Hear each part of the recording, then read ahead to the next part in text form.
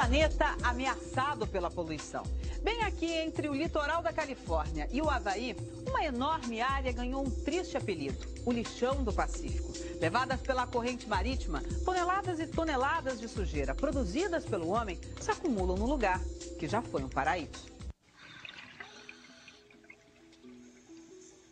Um oceano de plástico, uma sopa intragável de tamanho incerto, a aproximadamente 1.600 quilômetros da costa, entre a Califórnia e o Havaí.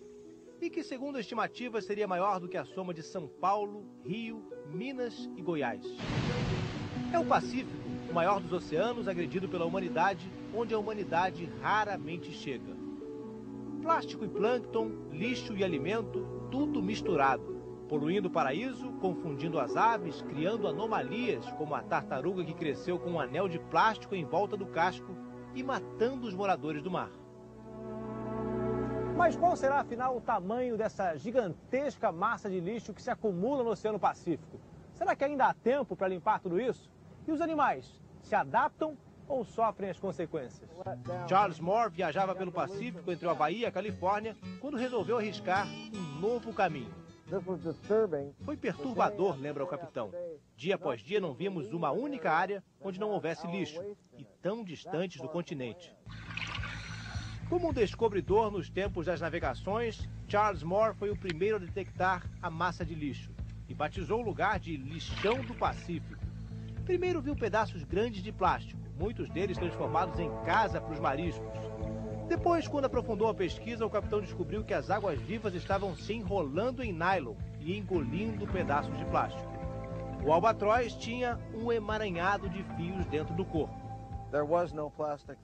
Antes não havia plástico no mar, diz o capitão. Tudo era comida, então os animais aprenderam a comer qualquer coisa que encontram pela frente. Você pode ver aqui que eles tentaram comer isso, mas não conseguiram. Com a peneira na popa, o capitão e sua equipe filtram a sopa de plástico e fazem medições. Já descobriram, por exemplo, que 27% do lixo vem de sacolas de supermercado. Numa análise feita com 670 peixes, encontraram quase 1.400 fragmentos de plástico. São informações valiosas, fonte de pesquisa e argumentos para a grande denúncia de Charles Moore.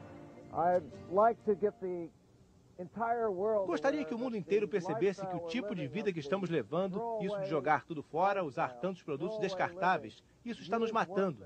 Temos que mudar se quisermos sobreviver. Com um gesto despreocupado, uma simples garrafa de plástico esquecida numa praia da Califórnia. Muitas vezes era devolvida pelas ondas e recolhida pelos garis, mas grande parte do material plástico produzido nas cidades dessa região acaba embarcando numa longa e triste viagem pelo Oceano Pacífico. Pode ser também depois de uma tempestade. O plástico jogado nas águas é varrido pela chuva, entra nas galerias pluviais das cidades e chega até o mar. Ou vem de rios poluídos que desembocam no oceano. No caminho, os dejetos do continente se juntam ao lixo das embarcações e viajam até uma região conhecida como o Giro do Pacífico Norte. Diversas correntes marítimas que passam as margens da Ásia e da América do Norte acabam formando um enorme redemoinho feito de água, vida marinha e plástico. Mas outra vez uma tempestade, um vento forte talvez, e parte do lixo viaja para fora da sopa, até uma praia distante. Estamos numa praia linda e deserta, numa região praticamente desabitada do Havaí. Não era para ser um paraíso ecológico, mas Camilo Beach recebe tantos dejetos marítimos que acabou virando um lixão a céu aberto. Basta a gente procurar um pouquinho para entender a origem de todo esse plástico que veio até aqui. Aqui, caracteres chineses. Um pouco mais à frente, essa boia aqui, uma boia de pescadores que provavelmente veio do Japão. E ali na frente, um pedaço de tanque de plástico com ideogramas em coreano. E olha que Camilo Beach está a mais de 1.000 quilômetros distante do lixão do Pacífico, no extremo sudoeste da ilha de Hilo, no Havaí.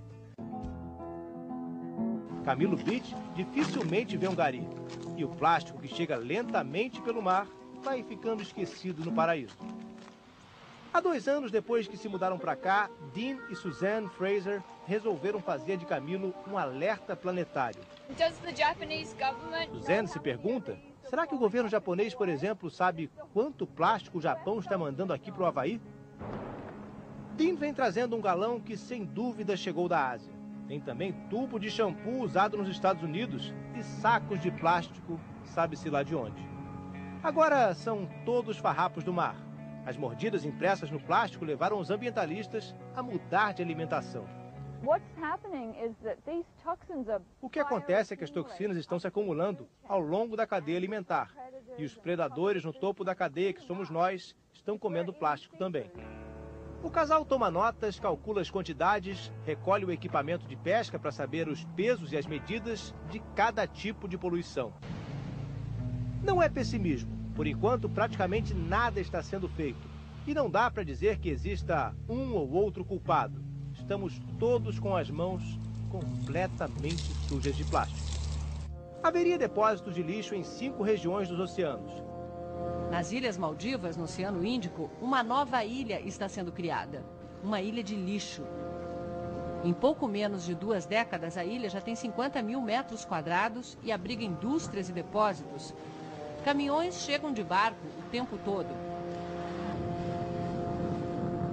O lixo orgânico é queimado na hora. Garrafas de plástico e pedaços de metal são separados e exportados para a Índia, onde são reciclados. O resto forma a base do território que avança sobre o oceano.